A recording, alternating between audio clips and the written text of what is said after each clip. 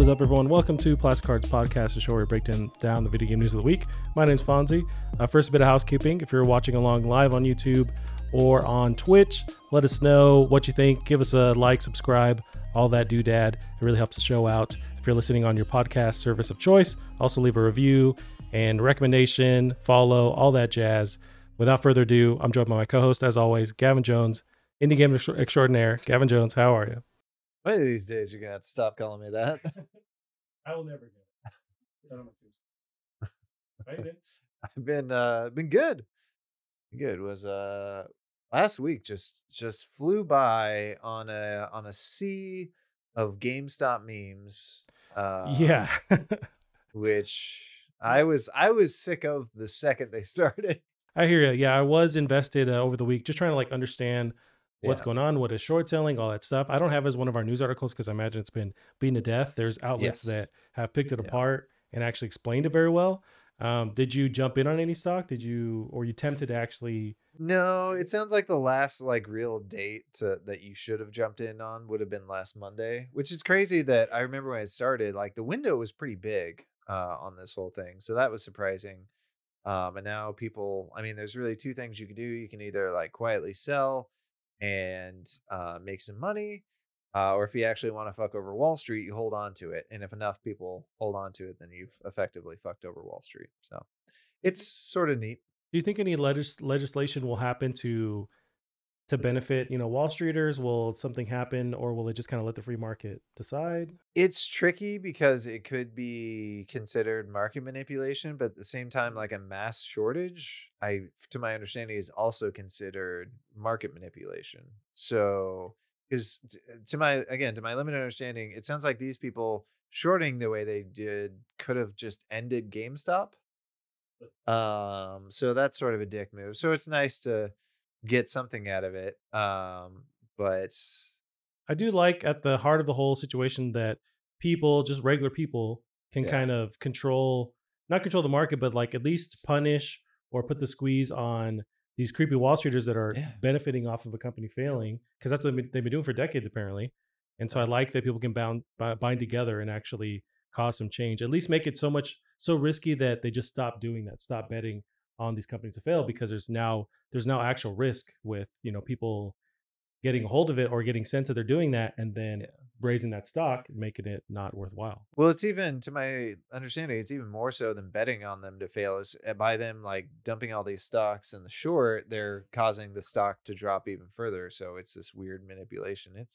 How is that not illegal? Like it's insane. That's the thing, and maybe it is. I don't. It's all. I think they understand the rules perfectly, where they know exactly what to manipulate and control, so their hands are free. Yeah, but it's still super creepy. And you pay enough money, and then if these people do go to jail, then they go to white collar jail, which they will give you fucking sushi in white collar jail. It's like a nice hotel room. It's a real thing. Jesus Christ. That's been interesting. But how's your week been? Been up to anything? Good. You know what? Played some stuff and watched some stuff. I played Killzone 2 for the first time, played the entire campaign, and that was dope. You beat it? Yeah, I beat it. Holy shit. I can't believe you beat that ridiculously hard like library scene or whatever. There's a scene where you like charge up 1,000,000 miles to get into a building. Dude, say less. Yeah, you're basically sieging the Capitol, and it's insane. That was such a rough mission. And that's the one I think I was telling you about that I liked when I finally realized, oh, killing everyone isn't going to be the solution. You just got to go and kill somebody if they're in front of you. And that was pretty fun. Yeah, I realized that the game is not, it's just going to respawn people like forever. Yeah. So you kind of have to, just move forward. And it took me a while of just like picking dudes off to realize that. But yeah, no, the game is super cool. Yeah. I'm going to turn on our cameras, which were not on before. So just popped into existence. Yeah. So me and Callum were going through like various PlayStation games. This is one that always passed me by, but I always wanted to jump in and completed the campaign. Really dig it. And yeah, the very end of the game is super punishing, the way they throw people at you, but it's fun still because the AI is so smart. And maybe not smart is the right word, but they're always moving. So they're hard to get. They're taking cover. They're shooting behind cover. They'll flank you. They'll run away. It's really cool. And it surprised me how how kind of innovative it is of a game that came from like 2009. Yeah, they're nothing to be fucked with. What up? Rango's taken. Rango's taken. Finally made it to one of the streams, one of the live streams. Thank you very much. We appreciate it. We're jabbing about Killzone 2. Gavin, have you completed this? Have you played it? You mentioned that you have a while ago. So that mission that we kind of talked about just there, where you have to go through like a mile of just enemies, and then you get into this. I think of it like a library. I don't actually know what it is. But that once I got into that library portion, it was just not surviving. So that it was pretty brutal, but I did really like the game. It was interesting how kind of heavy you feel, which is appropriate. And then, so have you started Killzone 3 yet? I just barely like the first half hour, 45 minutes of it. So it's crazy going from this to Killzone 3, like how much lighter you feel, how much better the controls are. It's they learned a lot of lessons from Killzone 2. But how does this game visually hold up to I think it holds up games? pretty well. So me and Callum kind of differed. He prefers, in some weird, wacky world, he prefers the first Killzone to Killzone 2, which I do not understand. I did not like my time in Killzone 1. But Killzone 2, I keep thinking of that trailer, that E3 2015 trailer. Yeah. I feel like they pretty much fucking nail it with the visuals as much as they can in 2009 with the PS3. The visuals still hold up to my opinion. The gameplay is, it's dated, but it's like you can see that they're really competing with Call of Duty. They're upping their game with like movement and how you traverse the world, how you take cover. I think it still holds up, but I think for sure Killzone 3 is where they really are firing on all cylinders and adjusting everything. So I'm super excited to actually play through that.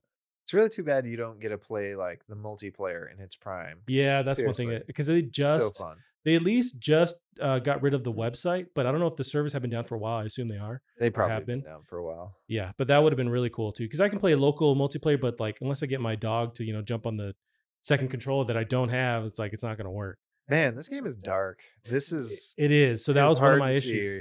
Yeah. So of course it's like maybe distorted from the YouTube we were watching, but it's very dark, just like this in the actual experience. So it's kind of a bummer, and that's another bummer too, is that the engine that they built for Killzone 2 is so beautiful, but a lot of the world still looks the same. It has this kind of green color palette. This level's a little bit different, but it's very dark, and kind of, while it is beautiful, you can tell that they could really push this engine. And I think it's Killzone 3 where there's a lot more color. There's a lot more like variance in the worlds that you go to, the levels rather. So I'm super excited. I think that's where they really kill it. And then there's Killzone 4, which they just like take the color to the next level, and they just really improve on the gameplay. That was the thing, though. That's what all games looked like at this particular point in time. And that's when all the critics, like eventually the critics were like, hey, all these games are just different shades of brown.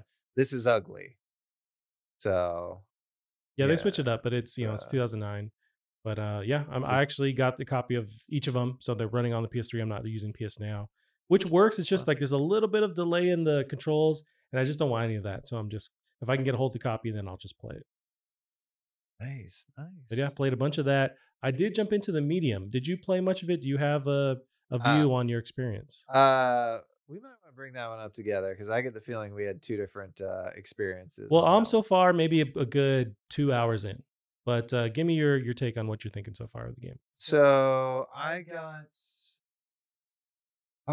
maybe 30 minutes into this intro and fell asleep. You know what? That's it's not an exaggeration. It's a common complaint that the game is kind of slow with the way it starts, and maybe even like through the rest of the game too. Yeah. So hopefully it picks up. That being said, that was not a great first impression. Also the way she handles turning bugs me. I know that's a little nitpick, but plant your fucking feet when you rotate. We are dropping frames. I mean, it's going to happen either way, but we're recording the footage, so. Sorry. Anyone watching on Twitch? Where are you seeing that? It's at 60 frames. So that little square there, the little green square, if you see that change colors, typically that means we're dropping frames. And if it goes to red, which it did, that means we dropped a bundle. Well, everyone will have to deal with it. I'll just I'll put over images of cooler people when we're talking when it drops, so we're good. Yeah. Part of me, so something I'm curious with this game is A, the trigger warning goes by so fast I didn't have time to read it. And B, I would be curious to see. There's a trigger warning in the intro about like epilepsy stuff, or no, it was a straight up trigger warning. But again, it went by so fast I couldn't read it. I didn't. So I don't. I think if anyone could be triggered by this game, they're not properly warned. It kind of blends in with the rest of the logos at the start of the game. But B, I'm kind of curious to see what it's sort of referencing. Like, are we going to have another cool, like, sensuous sacrifice moment where we're actually representing something pretty cool? That being said, I have managed to not read any reviews or anything on this game. So I don't even know if like reviewers think it's good. So I'm excited to form my own opinion. Well, one of the things I do have is After the it review won't- scores on the docket, so I can skip that if you want to. If you want to go in fully blind into this game, but it's overall positive though, so I will say that. But yeah, I'm about 2 hours in, and I am kind of picturing that unless the gameplay picks up a little bit, Yeah. it does seem a bit slow. I think they're really relying heavily on like the puzzle stuff, which is cool.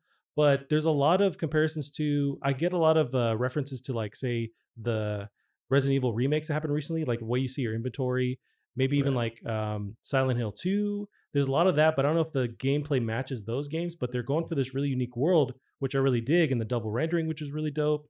I'm playing on Yeah. PC and it runs really fine, really Ooh, well. it is lagged up I had to turn. So it looks great with RTX.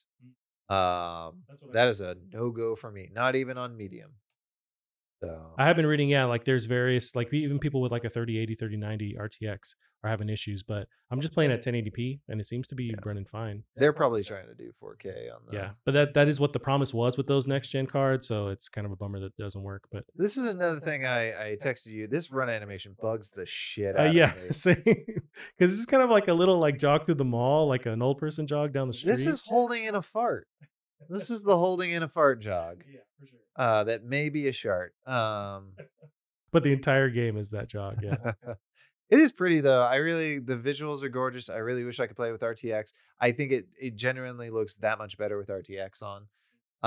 But man, that intro, maybe I've just been spoiled. I've been playing too much action games. Like when I'm playing Cyberpunk, if I want some action, just open up the map and Yeah, this wasn't really the kind of way they wanted to lean with the gameplay, like action focused. But I guess if you kind of go into the game with that mentality, then it's maybe more positive. But yeah, I would have liked a little bit more of the action elements, but I still want to play through and see if, because I think the carrot on the stick is the story, trying to unfold what's going on and experience the whole duality of the rendering that's happening when you go into like the spirit world.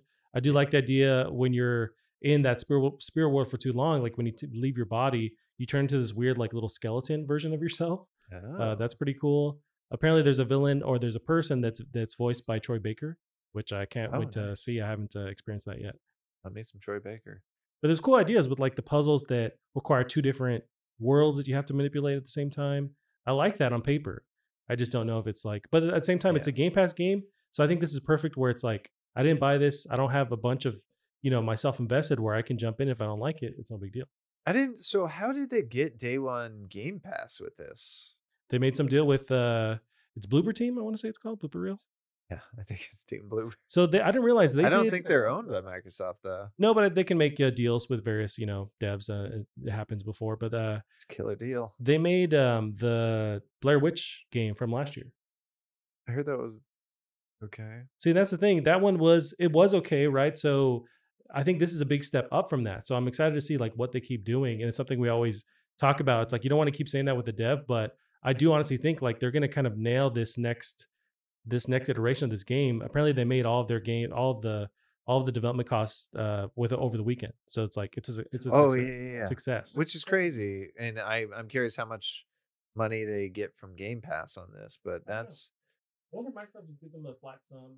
I bet they do. Yeah. With some of these releases, I remember that's kind of what happens with Epic. A lot of indies have said when Epic hands them money, it's like this is recoup the development costs and then some. Like this is enough money that we get to make our next game, which is very exciting. Speaking of, I saw a fantastic. I think it was. You might be able to look this up real quick, and we're kind of jumping into the stories here, but Deep Rock Galactic, which I jumped into, and fuck, it's pretty. It is so pretty. I just did the tutorial. Dude, we need to play this game. It's free on Game Pass. Well, free on Game Pass. It's like a almost like a. I've heard it has a visual overhaul, and that kind of makes sense. I don't remember it originally looking this pretty. The environments look the same, but everything else looks better, and the lighting looks great. But it's sort of like a Left 4 Dead, but in these like I want to say procedurally generated caves, and it's very difficult.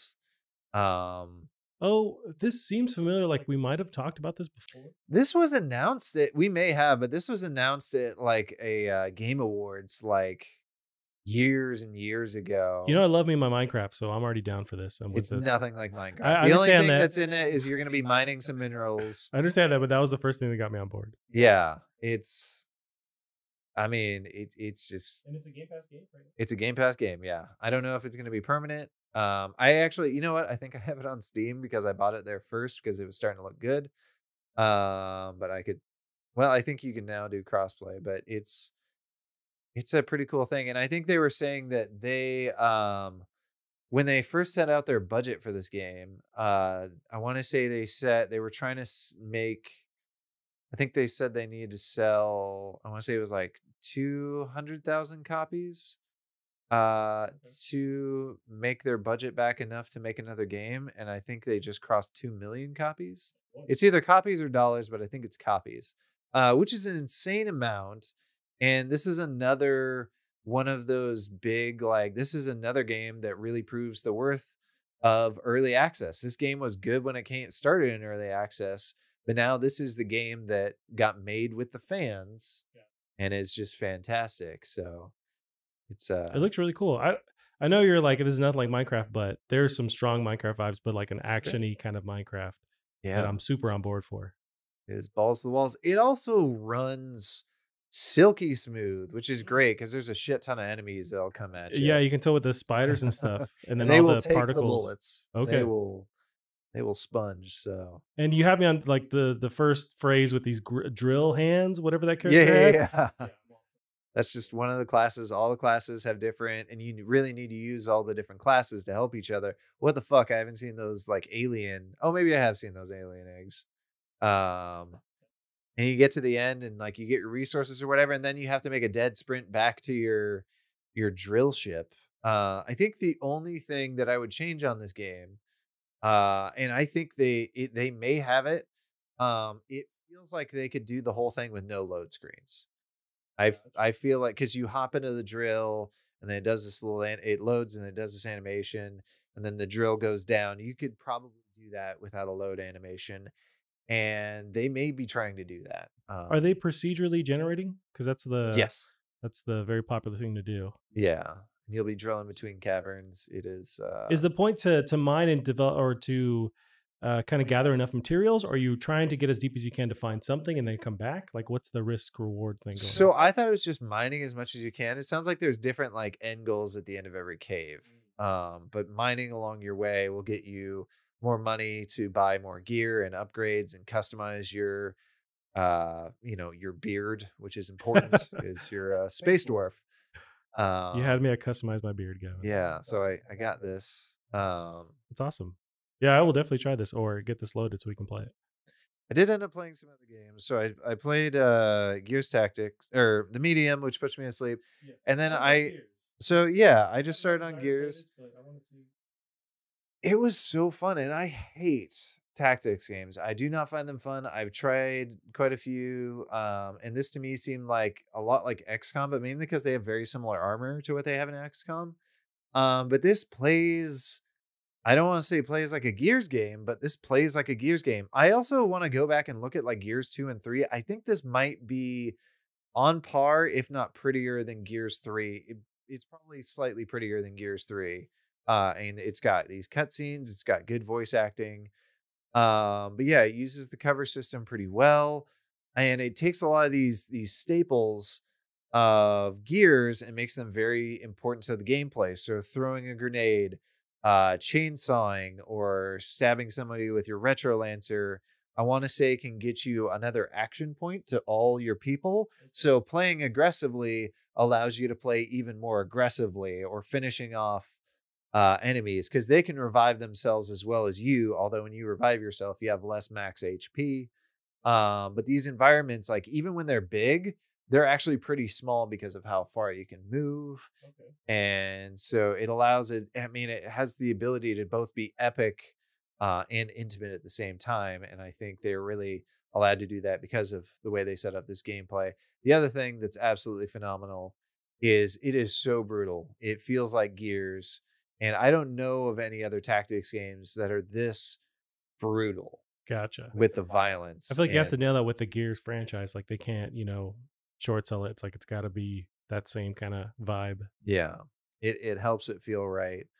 Um, so it's interesting. I almost wish it didn't have the progression system. It's got like a full skill tree and equipments, and I don't give a shit. Just throw me in there. Just give me another mission.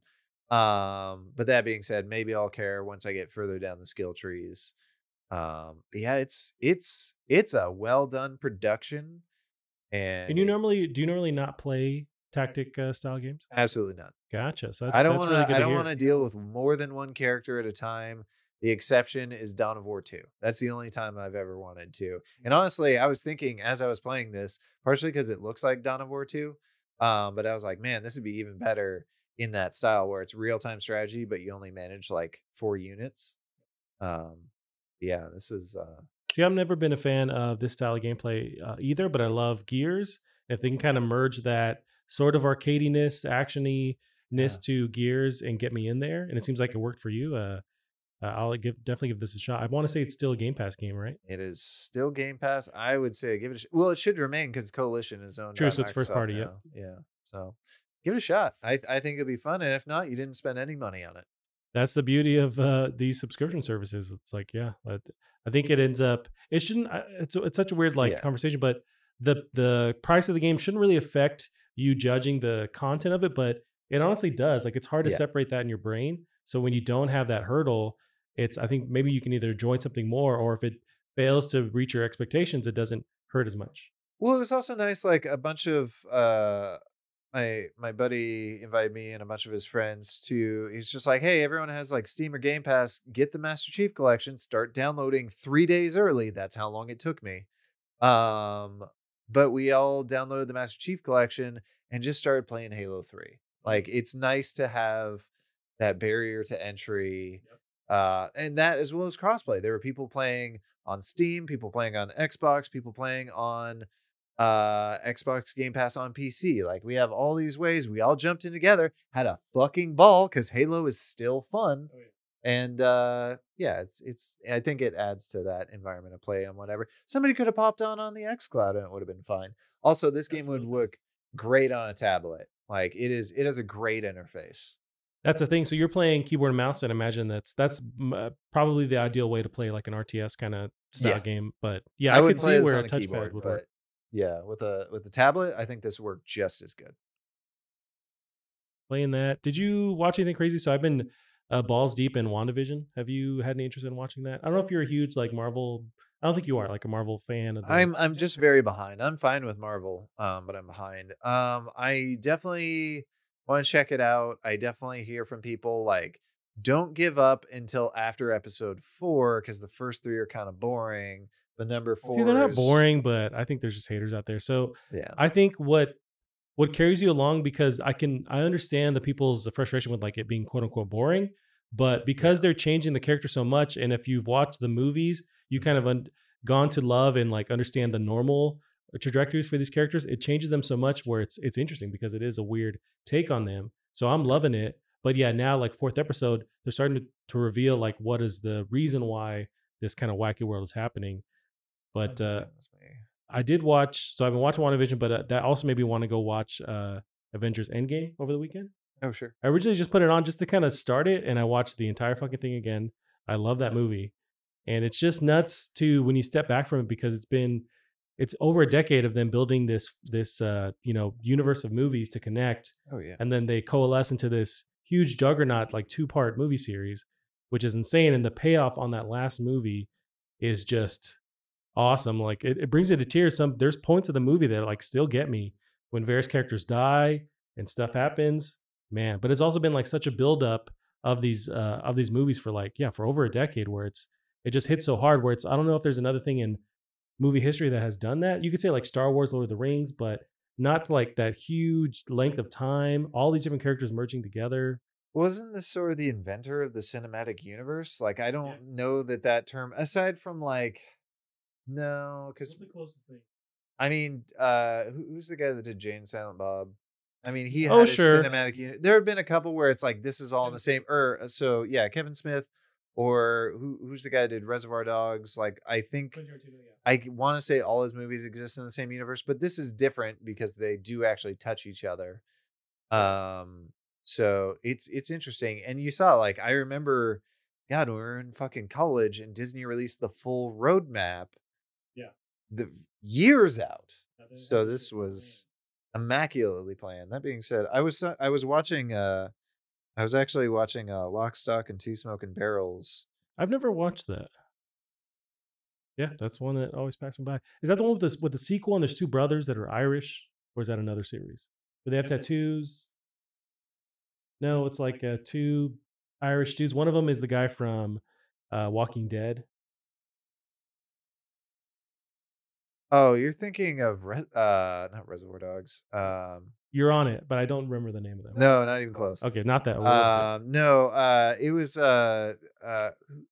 the guy that makes the yeah, just look at the trailer. It's Guy Ritchie. So it's a Guy Ritchie joint. I think it was the first of, I want to say it was the first of his sort of gangster films, or at least one of the first ones that really caught on in America. And I love that he kind of, it seems like he just puts his friends in his film. And this is weird. Like it's a less swole Jason Statham. I don't want a less swole Jason Statham. But this is, his character's name was Bacon? What the fuck? I don't know. You watched the movie, so I don't know. Is that no, that's not him, is it? Okay. That's what I was looking up on my phone a second ago. I was like, is that the guy from WandaVision? But no, it's definitely not. Oh, I know what you're talking about. Yeah. Vision. Yeah. You watch this? You dug it? Oh yeah, I've watched this movie probably 10 times. It's great. I mean, I like Snatch better. You've at least seen Snatch. Bits and Parts. That's another one that's on my list, my bucket list. Fucker. All right, you've got to see this. You got to see Snatch. You've got to see. I'll watch these if you agree to not watch Better Off Ted anymore. Kiss Kiss Bang Bang, and then you've got to watch whatever the sequel to Kiss Kiss Bang Bang is. Sure. Even though it's not a sequel, it's just in the same vein. You got to watch 4 movies. How about that one? But you have to agree to not watch Better Off Ted anymore. Never. The show was great. It's a comfort food. It's comfort food. Sure, for I don't know. For it's babies. like asking you to stop watching The Office. How dare you get the fuck out of my house? It's not the same at all. Up the show in a butt. We also watched, and this fucking blew my mind because I've always known vaguely the story, but we watched Snowden, which was JGL, I should watch that. Joseph Gordon-Levitt. It's great. It's on Netflix now. That's probably how we started watching it. But man, it's fucking good. It's crazy how, like, at this point, like, he's sort of the good guy in the situation. 100%. Does he get to come back? Well, like, even though he is effectively a traitor, but it's like, man, what a tough call to make. Like, you got to be a traitor to your country, but it's the right call to make. That's the thing. Like, after watching the movie, you'll be frustrated. You'll want to storm the Capitol like those other guys did. I was fucking blood boiling, like ready to go. Yeah. But for different reasons, I would storm the Capitol. But it's such a great, like, eye-opening kind of movie because maybe they take liberties with like explaining the story, sure, but they have Snowden at the end who kind of makes an appearance, and so he's tied to the movie.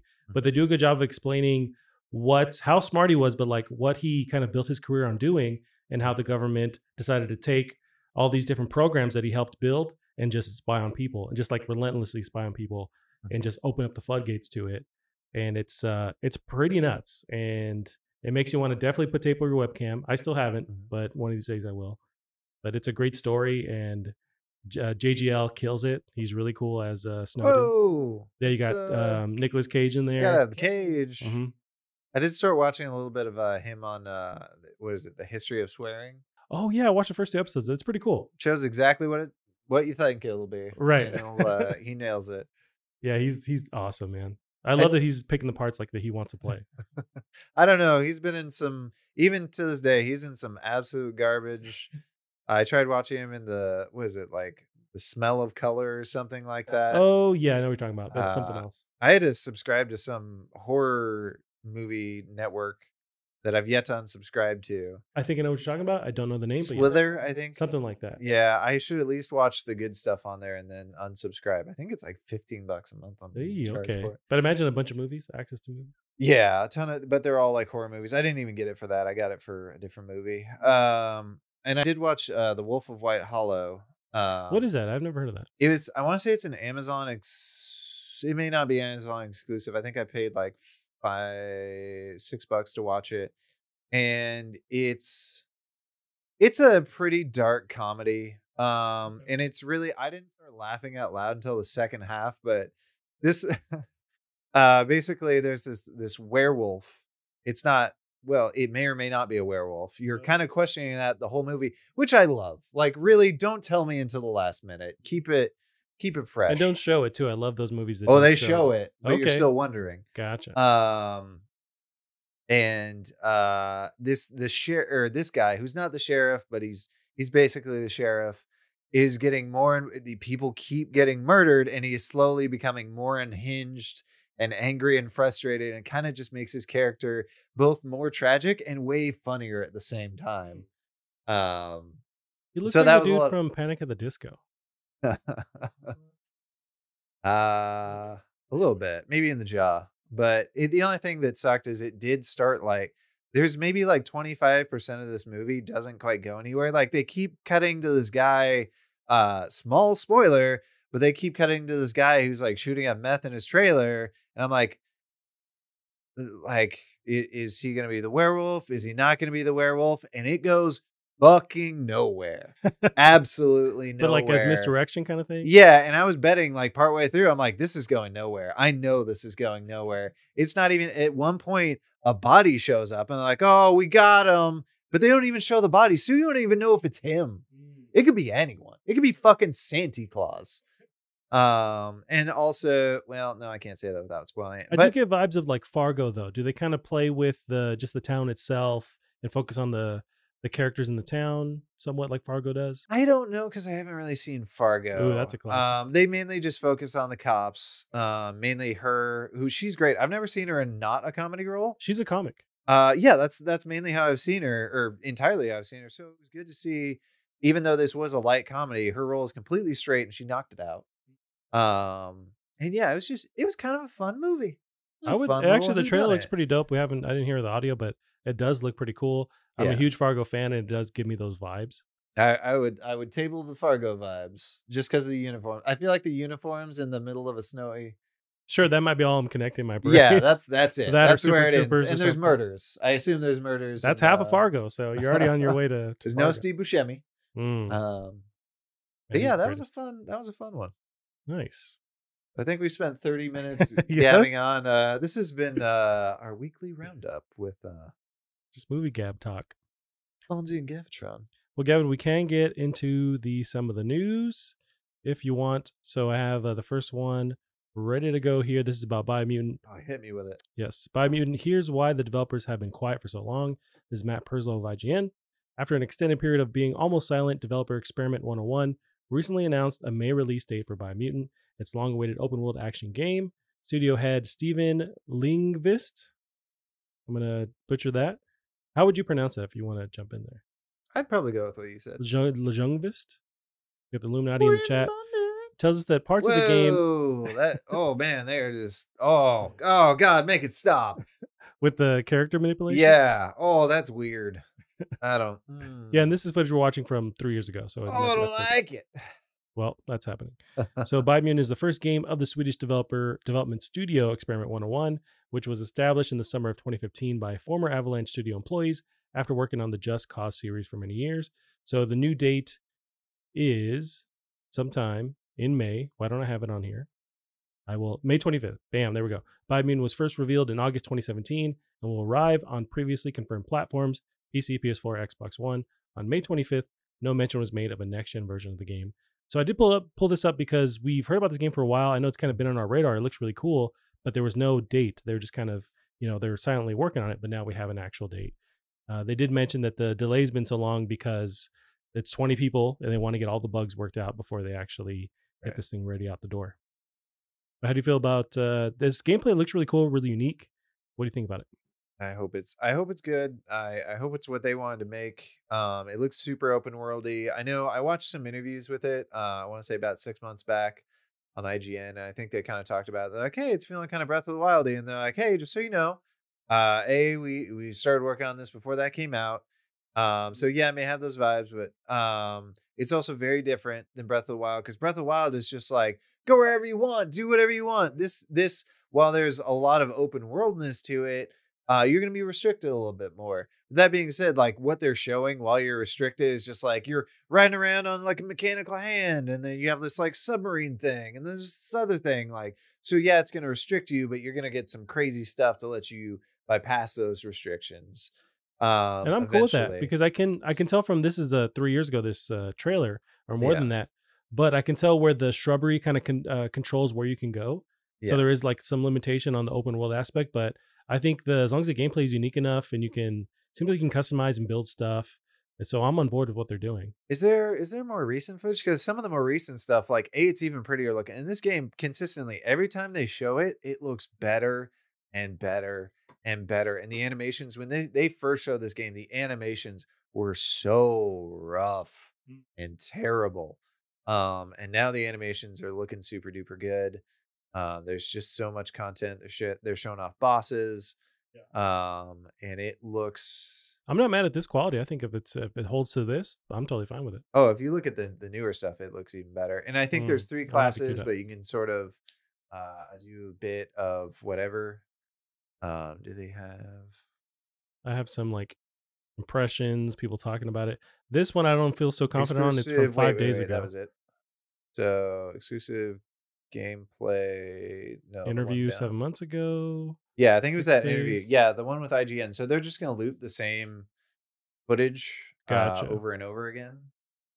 Oh, I can see Um, the fading of like the focus, mhm. the Depth of field. depth of field. There we go. I was thinking bouquet. What's the? There's a term, boke, Boke boche. Boke We were talking filter about goosh, but that's different earlier. can be related. Like, yeah, look at how huge this world is and all that foliage. And yeah, look how much better this lighting You know, and the honestly, it does look better. models. Yeah, Holy I think shit. the like higher resolution textures are going on. Yeah, this is insane. Hopefully my PC, oh, those, it just looks so good. Now, I think you're controlling that rocket, I want to say. I hope they show this. There's this weird like blob thing that you can attack enemies with.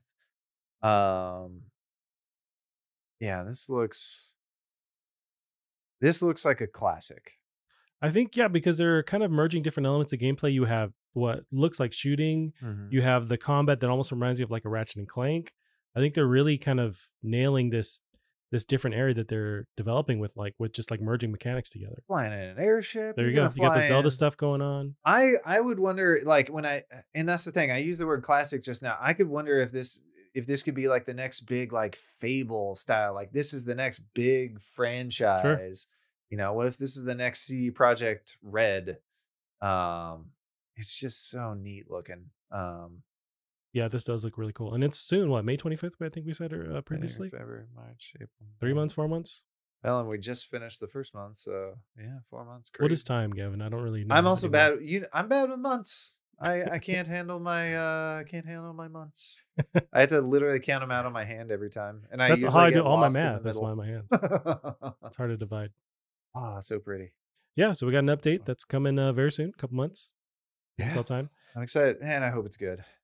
Me too. I think it's got to be at least decent, passable at the very least. Like this looks Yeah, like, especially the fact that they've gone silent and taken the time before they give out a release date. I feel yeah, like they're solid with what they're going to show.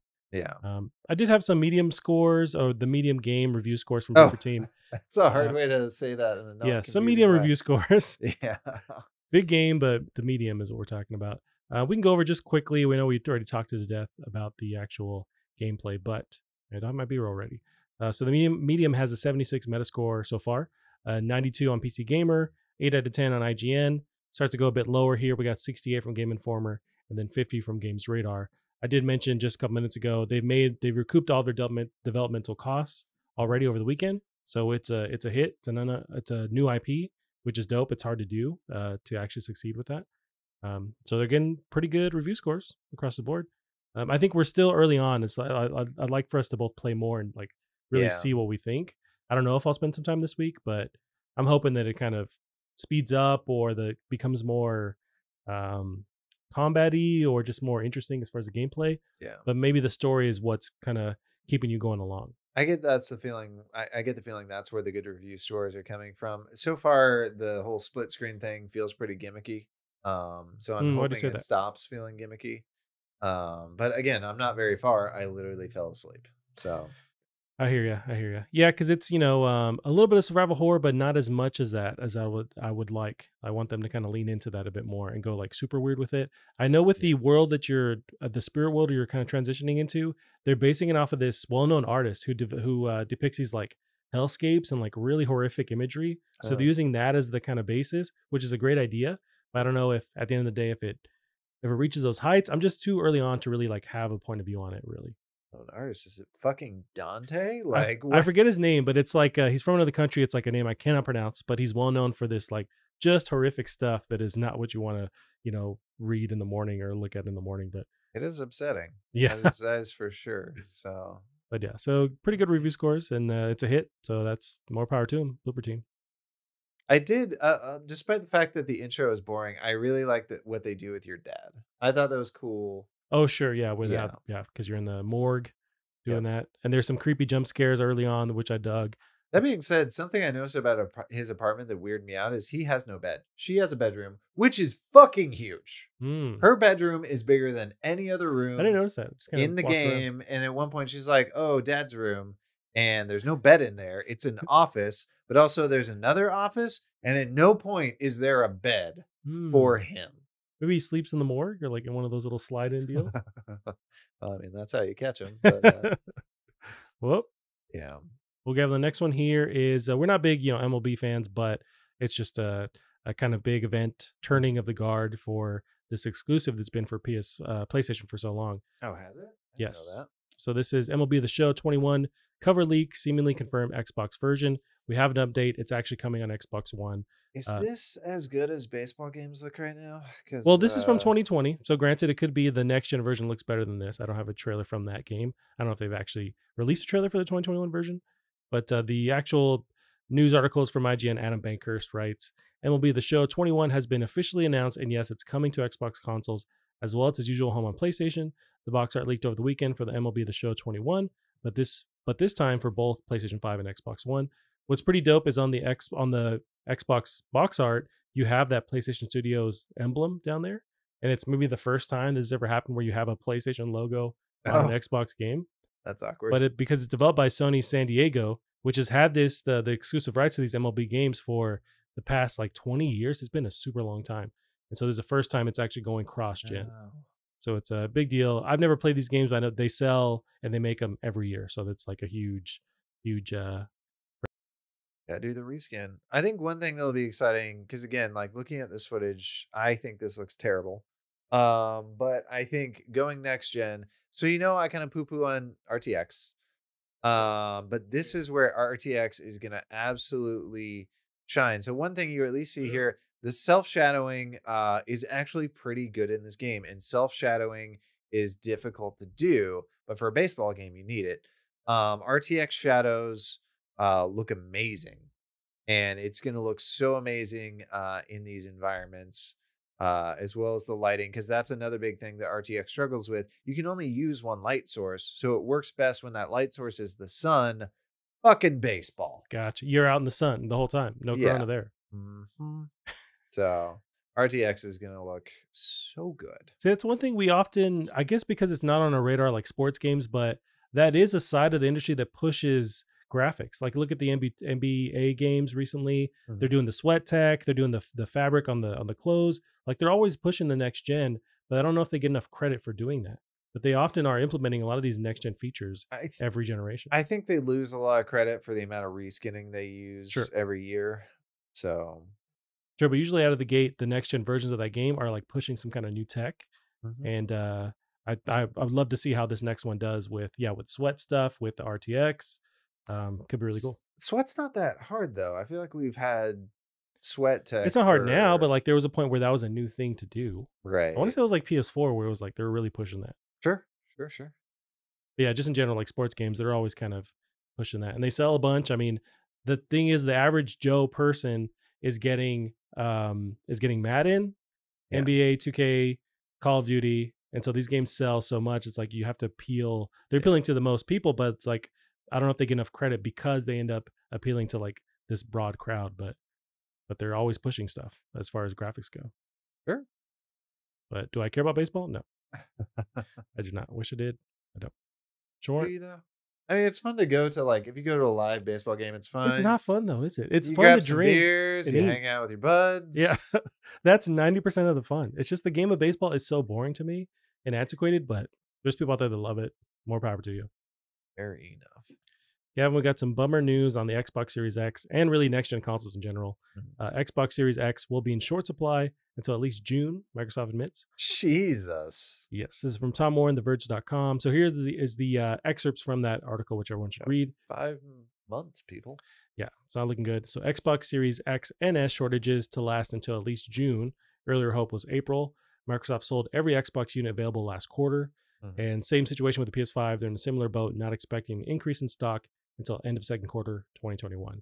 So across the board, it's not looking good for next gen or really current gen. But it's tied to, I guess AMD makes a lot of the products or the components rather for both next gen systems. And they're experiencing this huge shortage across the board. So is NVIDIA. Yep. So whether it's graphics cards, it's next gen hardware, it's a shit show. And then you also throw into the mix bots. So anytime they do allocate enough hardware out there, units, the bots just pick it up in general. So Yeah. it sucks.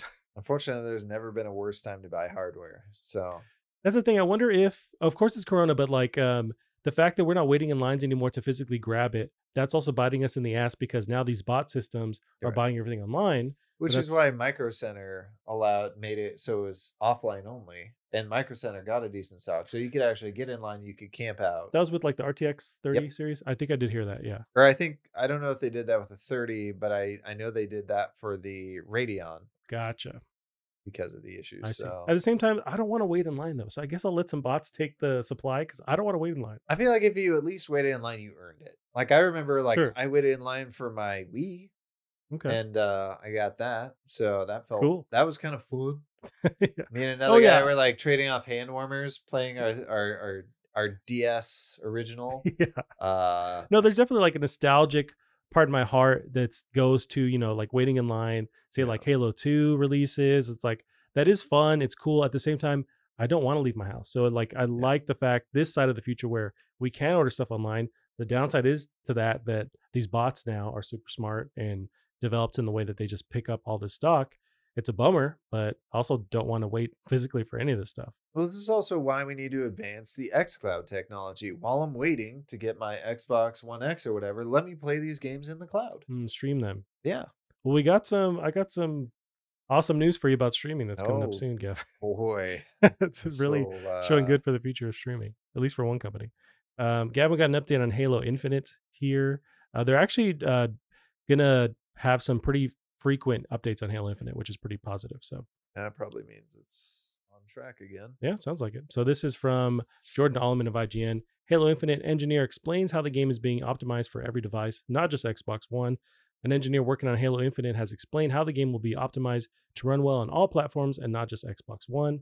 In the latest Inside Infinite development blog for January 2021, Game Foundation architect Daniel Giannetti discussed how the studio rebuilt the engine multi-threading solution to ensure the game runs optimally across every device that is launched on Xbox One, Series X, PC. For Halo Infinite, we rebuilt the engine multi-threading solution to ensure high execution efficiency across all platforms and PCs instead of running optimally on just Xbox One. This dev blog interview is one of many 3-for-3 plans to have through the next year and vows to keep regular updates for Halo Infinite in 2021. So it's just positive news. It seems like they're really trying to stay ahead of the negative stuff with them losing various people, high-ranking people in the team, and they're trying to update the community every month with these dev updates showing that they are on track for this fall. Sounds like a solid plan. I mean, it definitely sounds like they've seen what went wrong with Cyberpunk, and they want to keep people in the loop. And I mean, the fact that they're saying it's going to run great on last gen is very important because much like Cyberpunk did, that was promised very early on.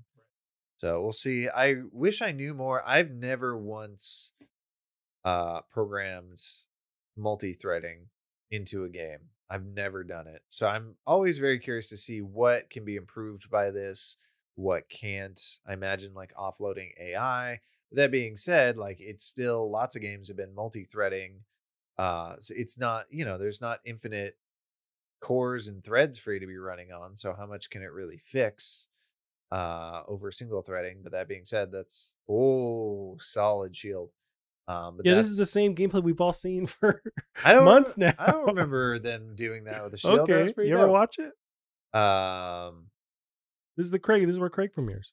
where Craig? Yeah, Is that the Groot guy or the Brute guy with the who's giant memed? head? Yes, this is where this is all they showed. I know he had a name. Yeah. Okay. No, you know he has a name. You know his name. Just playing with me, Gavin. But yeah, no, I think overall it's dope that they're being proactive and updating the community, because there's a lot of questions with this game and the fact that they took a year off, which is positive, but the fact that they're showing that they are taking it seriously, they're updating it. I would love to see maybe a snippet of gameplay until, like what point do they actually show like a full blown, here's the revamp of like the gameplay trailer. Like I wonder when they reveal that, but they are talking about one thing I didn't pull up, but they're talking about the multiplayer in the campaign and how the controls are going to be fully customizable. You can really pinpoint like and decide on the controller where you want every button to do. So PC users have that, but they're really focusing on that with controllers on console. They're making a lot of positive movements. They're focusing on multiplayer really well. I like that they're just being honest and involved in the community. It's going to go a long way, because you have the biggest example of what not to do with Cyberpunk, and that's a huge deal. Speaking of controllers, I'd like to, you can probably pull up this article pretty fast. Scuff is suing Valve. For what? For their controller, the Valve, whatchamacallit controller. Not the Index, but that one like touchpad one? Yeah, the touchpad one. Which it's weird to sue them now, because Valve is literally not making anymore. You can just buy what stock they have left. Yeah, at one point they were $5, and I always like kick myself that I didn't buy that. I think you can still get them. Maybe. I'd be curious to see if but did Scuff ever actually come to market with this controller that they're claiming Valve ripped off from them? Or there's like a concept that they had? Well, it's literally buttons on the back, additional buttons on the back. Okay. Which I've been wanting it for a long time. I really value the top two buttons because you can press them without taking your thumbs off the stick. So it'd be nice to have an extra button or two per side. And I guess that's what they're suing. Which how is that not been patented till now? Or why is that even patentable? It's fucking buttons on the back. Who gives a shit? I want to say, and I could be wrong in this, but Nintendo copyrighted the D-pad, some kind of button early on. Like that's why all the D-pads look so wonky. And Nintendo has the most comfortable one. Xbox has like a fucking circle, and then they have a more complicated one now. PlayStation has that garbage like triangle thing. Dude, it hurts my thumbs. Oh boy, your little baby. It hurts them. I know what I'm talking about. But yeah, if they have the actual patent, then I could see an actual legitimacy to this lawsuit. It pisses me. So many controller, like Nintendo got sued for their classic controller, which is bullshit because it looks like an old Super Nintendo controller. Sure, so they would own the rights of that. But you'd think, I don't know, they put two sticks in the middle and some jagoff somewhere else did that.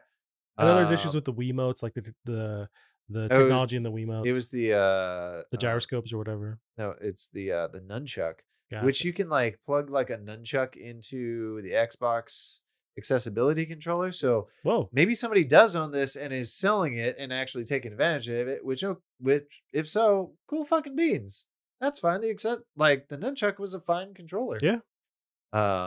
You mentioned this lawsuit. That does remind me, and I didn't have it pulled up, but this week or last week, I guess, the Nemesis system in that recent Lord of the Rings game? Yeah. Everyone loved. I guess that's patented. So other games can't directly use like the same. I imagine there's like legal terminology, but that was patented by not Ubisoft, but whoever actually put that game out, which I don't have. But that just reminded me of that lawsuit recently too.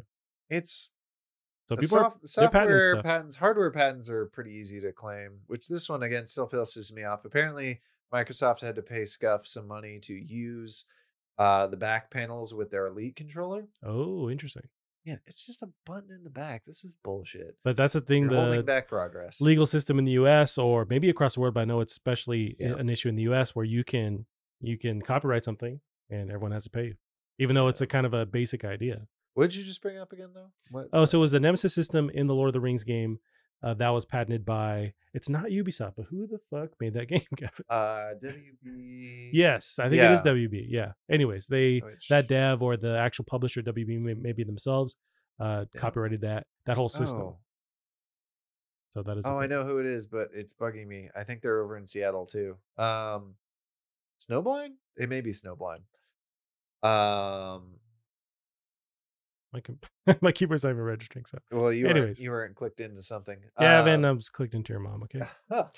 But yeah, it always kind of makes me sad when you have dumb software patents like that, because like you look at what was it, like Atari had copywritten like having a mini game to play during your loading screen, Oh boy. which we could have had since forever until their copyright finally came up, but no one's using it still. Like it'd be so much more fun to have mini games during load times. I think you're right. There was this game that was Atari branded. It was a driving game. Sure. And they used Pong as the mini game to play during the loading screen, but it was an Atari branded game. Yeah. And I remember that being a glaring thing because it's like, oh, this isn't done very much. But I do remember reading at some point that they had that patent, which is insane, but I guess you can get away with it. I think it was like 5 years ago. I remember it happening while I was in Texas. Like it finally ended? Yeah. And I remember not knowing that was a thing, but man, it'd be nice if tons of people. Now, of course, we don't have load times anymore, so fuck it. That's the thing. That's antiquated now. It is weird now with my M.2 how quickly I'm getting used to just not having load times. Yeah. And for sure. Jesus, dude, it's strange. Well, Gavin, we got some news here about Stadia. It's not great news here. No. So Google Stadia shuts down internal studios, changing business focus. This is Stephen Totillo of Kotaku. Google announced Monday that Stadia is altering course, getting out of the game making business, and will now offer its platform directly to game publishers alongside offering Stadia Pro to the public. Google will close its 2 game studios and cancel any ongoing projects. The studios are located in Montreal and Los Angeles. Neither had released any games yet. The closure will impact around 150 developers. The company says it will try to find these developers new roles at Google. Google will continue to operate the Stadia gaming service and its $10 monthly Stadia Pro service. It's unclear how many, if any, exclusive games will still come to the service. So some folds on this. Games industry veteran Shannon Studstill left the God of War studio Santa Monica in March 2020 to helm the now shuttered LA Stadia studio. Stadia also signed partnership deals with other studios, including Until Dawn Dev, Supermassive Games, for an exclusive game in July 2020. No word on that project status. I rewrote some of this stuff. You think I would have made it easier for me to read. But Gavin, how do you feel about, it's not good news for Stadia. I know we talked about like how much time do they have. I feel like the writing's on the wall now. I think now we need to start, like, we need to find what betting site we're allowed to bet on when they officially say it's over. Yeah. I think the other thing we need to call into question is there any consolation? Because I know when like OnLive went under, I don't think you got anything back.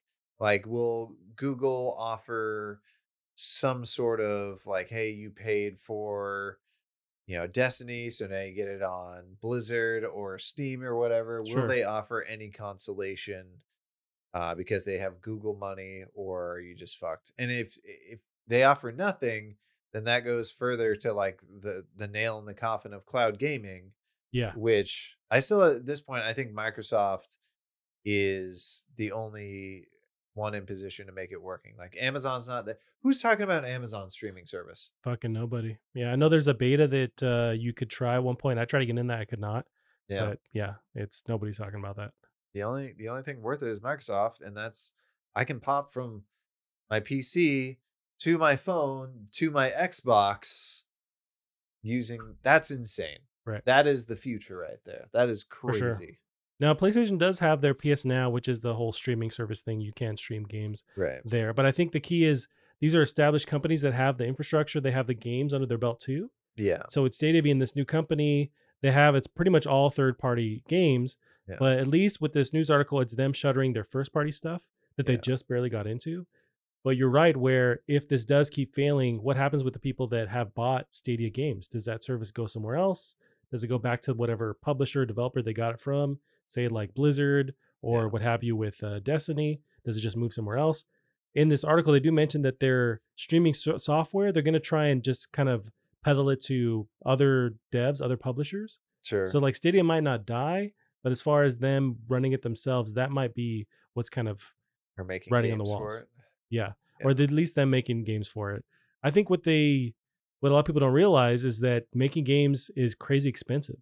And it Yeah. takes so much time, and you're not going to get any investment on your or God, goddamn, I just blanked on the word. Any profit on your investment until years down the line. So them trying to jump in now and quitting a year later means that they've already dumped a bunch of money and they see no output. But you have to like, it takes a long time Yeah. to I you mean, need just budget. think about alone like Game Pass. Like how many studios did Microsoft purchase? How many games have we gotten out of that? Right, right. It takes Now, at least soon 5 the years, 10 years. avalanche is fucking coming, but we haven't seen it.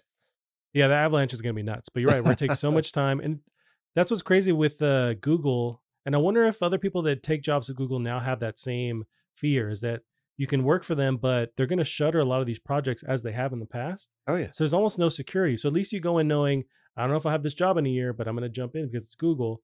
But do they now limit people that want to attempt to work for them because there's so many projects they've gotten rid of? There's the VR glass thing they did.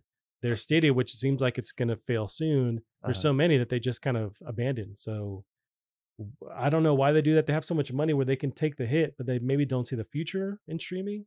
But then why get in there in the first place? I don't know. I mean, they were unprepared to. They didn't learn the lessons of an entire years and years and years and years worth of industry to learn lessons from, and it feels like they didn't study any of Mm, it. So it's frustrating. I've still been saying this whole time with all these E3s. If somebody would come out and be like, "This is the demo platform for E3," right. that could blow a hole in the industry. Bring back the demos. Bring back all these cool stuff. So what if that makes me think, what if the future for Stadia is not them having their own platform, but using that tech, which basically works, using that tech, having other developers and game companies use it so that say next time E3 goes back to normal, Mhm. they can do that where this game is now runnable on not on Stadia, but like Xbox uses that tech now, or PlayStation uses that tech now, where it's like Yeah. they're using Google to handle them streaming stuff right away. Mhm. That's the thing though, Microsoft and Sony have their own proprietary stuff. So like they had no reason to buy that from Stadia, Yep. from Google. Yep. Even Nintendo, like the newest Hitman has a streaming version. Control has a streaming version on Switch. So it's like not even Nintendo needs that shit. Nope. So they made something that everyone else already has that's already established. So they're kind of dead in the water. It's a bummer. I always said from the beginning, and I assume they're going to do this very soon, but it seems like they have no intention. The model to keep Stadia alive is Netflix. I don't want to have to pay to have the game on Stadia. I'll give you 10, 15 bucks a month to let me jump in and play what's there. And that's it. I don't have to like buy Destiny for 60 bucks or Division for 60 bucks. It's locked on Stadia. I want to pay you 10 bucks a month. I could jump in and play games and I'm good. Why not do that? Is it just that much of a money sink to do that? Is it that much of a waste of money? But I feel like that's where you get so many subscribers. Yeah. And nowadays, that's the name of the game: is how many subscribers do you have? With Netflix, with Game Pass, that's what makes money: is how many people do you have, contributing to your income every month, like concurrent subscribers. So I don't see why they don't do that though. It's just expensive. I mean, you even look at I it, get that. Netflix, like they can't even keep most of these shows on their service. And if you actually look at Uh, their online selection is not that big.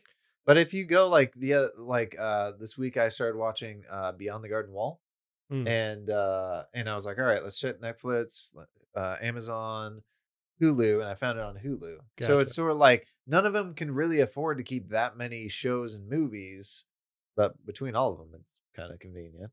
You're right there. I think that's where Netflix is succeeding because they're doubling down on their own content. So Exactly, Stadia and was all of them trying have that. to, They have no killer app. They have no content of their own. right. Yeah. Yeah, and Stadia quit before they can even develop that killer content or make deals with people that, like they made that deal with Supermassive to have some kind of game that's exclusive to their platform. Yeah. But are they giving up on that? Is it just their first party stuff they're giving up on? It's still in question. So Even Amazon at least has its own studios. They're not putting out good games, but they have their own studios. and it takes time. That's the thing. It takes a lot of time to actually make a hit, and you have to spend a bunch of money doing that. Mhm. So I don't know. It's not good. They're not dead yet, but it's not good for Stadia for sure. Yeah. One the depressing story there, Gavin. Well, tell me a little bit about this Spelunky 2 speedrun. All right. So and I'm also it makes me sad that we're not seeing very much press coverage for this world record. So Spelunky 2, an absolutely amazing game. There's a streamer I've been watching by the name of Twigglesoft, and Great name. he is the first person to reach 799 on not Galactic Ocean. Cosmic Ocean? Cosmic Ocean, yeah. Of course, right there in the search panel. That's the only way I know So that. this game is very, very hard, very elaborate, very clear. What's the word? Not eclectic. It can be cryptic. Mm, And you have to do, if you really want to get to like some of the true endings, or especially with the Cosmic Ocean, you have to be able to do just this crazy chain of events. But because it's roguelike, like you never know what the challenge is going to be, just trying to do these things. There's all these interactions, like right here, he's picked up the cat. He's going to try and get this over to this pedestal. If you sacrifice enough stuff to the pedestal, so first he sacrificed a pet, so that gives you at least one item. If you do it twice, you can get the Kapala. Like there's crazy, just so many interactions, and it's so much more stuff than the original game. And getting to the Cosmic Ocean, which is just incredibly hard, the amount of crazy events that you have to chain together, and secrets and knowledge that you have to be able to do this mm, is an immense and challenging. But he managed to do some very, very difficult tricks that required even some luck just to not get killed by your own little helper. You can have these things called hired hands, and they can gotcha. kill you. They can very easily kill you, drop a gun or a rock on your head. How do they kill you on accident? They're trying to kill something else. Gotcha. And like the splash damage or whatever, friendly fire. Yeah, the friendly fire. It is a thing. So you can accidentally get it. Oh, the arrow already fired.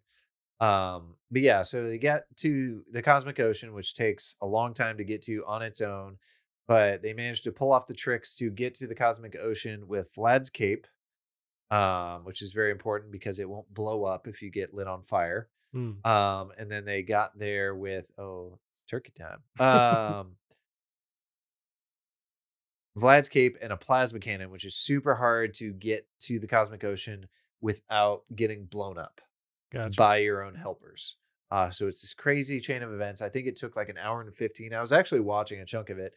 And then once you're there, he was using the plasma cannon to basically blow up as much of every single level as you possibly can. This was originally done in the original Spelunky. I believe it was either 4 hours or 6 hours to blow up every single inch of every single Is that level. essential for beating it, or that makes it easier to Getting a high score. So you want to collect all the Oh, gems, the gold. And I gotcha. think in the original, I think it was like 4 million or something like that. Something crazy. Or maybe it was just 2 million. It was a lot. And they were doing what's called ghosting, which you don't do in this game anymore because it's too hard.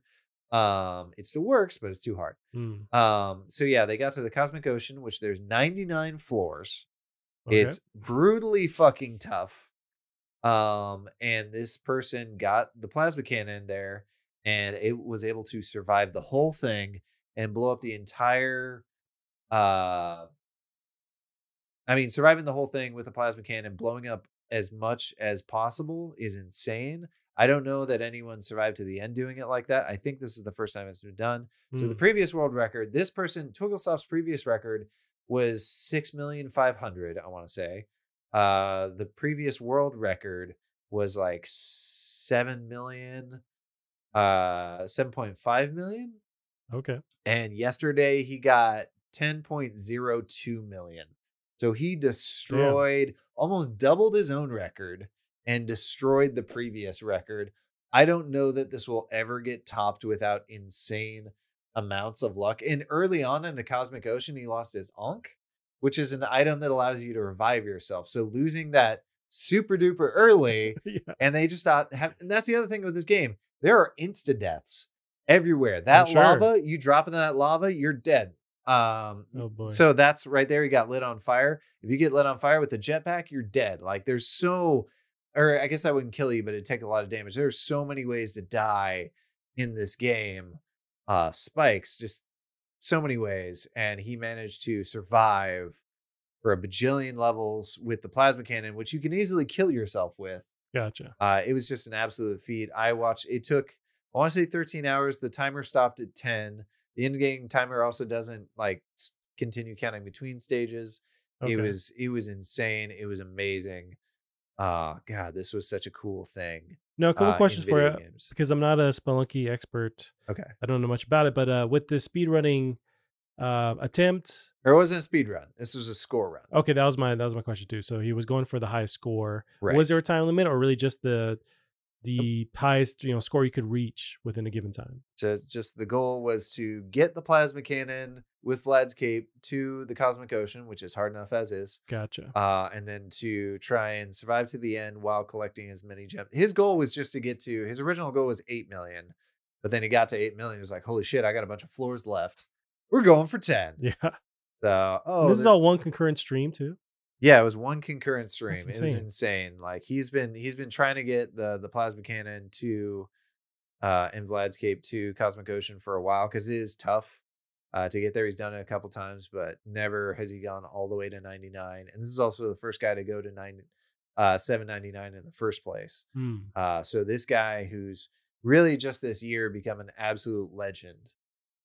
What's the name of the streamer? So we're looking at footage that's not from the streamer because we couldn't Right. find that. We don't, and to be fair, we don't have permission for this either. But I Sure. know Twigglesoft, I see a lot of people that show his footage say they have permission to show it. So that's why I'm like, maybe we Sure. shouldn't. Gotcha. When this is, what this guy's got is his incredible talent. Um, but yeah, it's, I'm curious too with Spelunky. There's so many oh variables. shit. It refreshes or changes every time. You'd think that the speedrunning community would kind of shy away from games where there's so many variables that they can't account for. I think that just goes to show how incredibly good the speedrunning community, and it blows my mind, especially like you look at the old Spelunky, like the micro optimizations, they'll turn around and back whip something because the back, when you whip, you go back and then forward, and when you go back, there's a small hitbox behind you, so Okay. you can get somebody one frame earlier, Oh, damn. or a couple frames earlier. So this is like one of the things in that path. You have to go and do this puzzle where you get this crossbow, but you don't need the arrow, you need the crossbow because you have to take that all the way to the end of the main area. You also have to find a special arrow that you can't Okay. lose. You can't lose any of this. You got to keep. It's such a absolutely incredible national treasure It sounds like a level of. pain in the ass, It man. is. I wonder if this person's going for. Oh, they are going for a plasma cannon. That's right. This is a plasma cannon Cosmic Ocean run. So that helper right there. Again, that helper will get you fucking killed. Right. They have to pass that bow, and the helper's dead. They have to pass the bow to the helper and not die Now, or not be killed by the helper on accident I because imagine there's a lot of risk with the helpers, but can you kind of has that community got like accounted for their behavior where they can kind of understand what they're going to do still, or there's still a lot of variation with the helpers in general? you can kind of knock them out, but you also got to hope that you don't piss them off. And if you piss them Okay. off, they're going to start fighting you. Like if Uh, they take damage from you, they get pissed off. yes. Gotcha. So there's a way to put them to sleep, but it seems like it doesn't work super well. There's just so much I mean, they could explode part of level and like that lava could start pouring in, and then you got to deal with all this lava. Sure. It's madness. So Yeah, it's really cool. It blows my mind because yeah, you think that, and I guess it's different from speedrunning, but it's still within that same world where there's so many variation or variables rather. right. You really don't want that with speedrunning. It's like you want to account for everything and then manipulate it. Say with like people speedrunning like Ninja Gaiden or something. It's like they know all the different tricks and like exactly what to do. So it's a Yeah. matter of just like executing it at the right time, which is still crazy hard. But this, you never know what you're going to get into. But I guess it shows like the true skill of what you're doing because you're adjusting on the fly, Yeah. and you might get an easier speed run, you might get a crazy harder speed run, or race to the highest points. But you can kind of reset. They'll do a lot of resetting Mm. in those. What is your plan here? I actually don't know how they. I don't know. This is like watching someone or listening to someone speak a different language. It's just a lot of stuff going on. Yeah, it would say like if you talk about it, it's just like, and you took out the fire ladybug and they sacrificed the leprechaun as well as the fire dog. Well, even We're gonna watching it, same boat. we're gonna go on over here and we're gonna pull the idol out of the trap. Uh Is there no commentary or anything like just like the esports community? Like, is there someone not live calling one of these speedruns? I feel like that could be dope because there's so much going on. There was fun. I'd recommend you watch it just to get an idea of how insane this is. You can watch Derek Yu. So you've probably seen IGN's developer reacts to a speedrun. Yeah, I've never watched them, but I've seen those videos all the time. Yeah. So there's a developer react. So Derek Yu and one of his co-developers watches a speedrun of Spelunky 2 going to, I don't think they're going to the Cosmic Ocean because that'd be such a long speedrun. But they at least go to basically the end of the game. Gotcha. But there is a way to speed run and complete this game, right? That's a whole nother side to it as well. Yep. Gotcha. No, it's nuts, man. It's a crazy pants. I don't think I'll ever beat this game at the rate I'm going. Oh, where the fuck is the lava? Are they below it? They're going into, this is a secret area. It's crazy that like this is your first time seeing this game and you're seeing like every secret area basically. Although there's multiple paths to victory, the Cosmic Ocean is like the impossible victory essentially because you got to go through all these levels. But anyway, that was my spiel. I wanted to spiel on Spelunky. This game is amazing. It's so fucking cool. So I'm very happy for Twiggle. He's an amazing player. He's also just very calm about the whole thing, and he kept fucking with people the whole time. I want to look up there just to show off that Twitch page because I imagine he's streaming on Twitch, right? He's probably streaming right now. Wouldn't doubt it. Twigglesoft. He just Twigglesoft, is it? Twiggle, I believe. Oh, there it was. Twiggle TX. I believe it's so. Go back and just Twiggle, but with delete. There you go. Gotcha.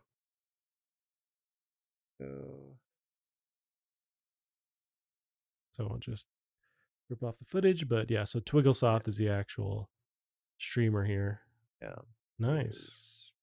So yeah, 13 hours is the last one there. Jesus. Yeah, it was. I don't even think it was his first run of the day, but he just went ham and he had to keep going. He did have to take almost at the end. He had to take a dinner break because he was just starving. But eat something, man. Jesus. Yeah, I wouldn't recommend your first time like really watching Spelunky. Do not watch this. Oh, for sure. Yeah, this is next level stuff that I have no idea what's going on. But you watch that speedrunner reacts to.